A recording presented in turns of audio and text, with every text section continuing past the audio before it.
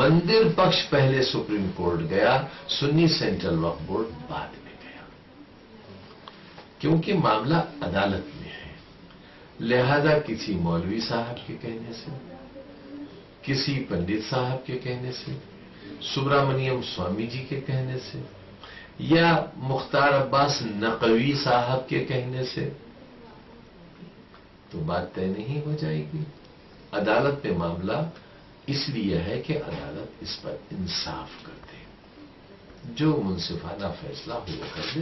اور میں تو پہلے دن سے کہتا چلا رہا ہوں کہ آپس سے مت لڑو، جو عدالت فیصلہ کر دے، اگر ہندو پکش کے لیے کر دے تو مسلمان مان لیں، مسلمانوں کے پکش میں کر دے تو ہندو بھائی مان لیں۔ میں تو ہمیشہ سے یہ کہتا ہوں۔ آپ کو میں بوچڑ خانوں کے بارے میں 20 سال سے کہہ رہا ہوں کہ سارے بوچڑ خانے بند ہونے چاہیے۔ وید اور اوید کیا ہوتا ہے؟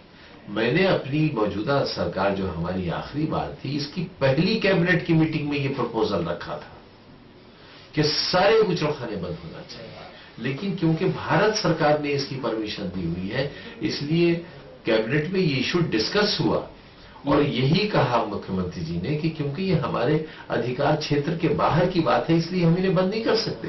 بھارت سرکار لائسنس خارج کر دے، بوچڑ خانے بند ہو جائیں گے۔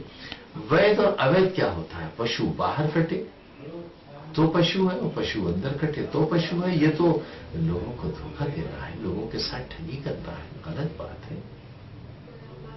اور دیکھیے، ہم آپ سے ایک بات اور بتا دیں، ہم پناہ اس بات کو کہنا چاہتے ہیں کہ تنہا ہمیں بدنام کر کے 2019 کا چناؤ اگر بھارتی جنتا پارٹی لڑنا چاہتی ہے تو یہ ایمانداری نہیں ہے۔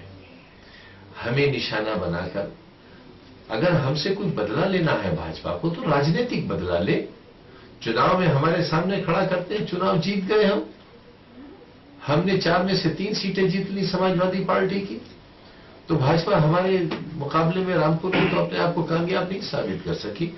ہم سے راجنیتک بدلہ لیں، لیکن اسکولوں سے، شکشا سے، ہماری مذہب سے، ہماری آستھا سے کوئی بدلہ لینا، یہ تو کوئی انسانیت کی بات نہیں ہے۔ انسانیت کی بات کرنے والے ایسا کیوں کہتے ہیں؟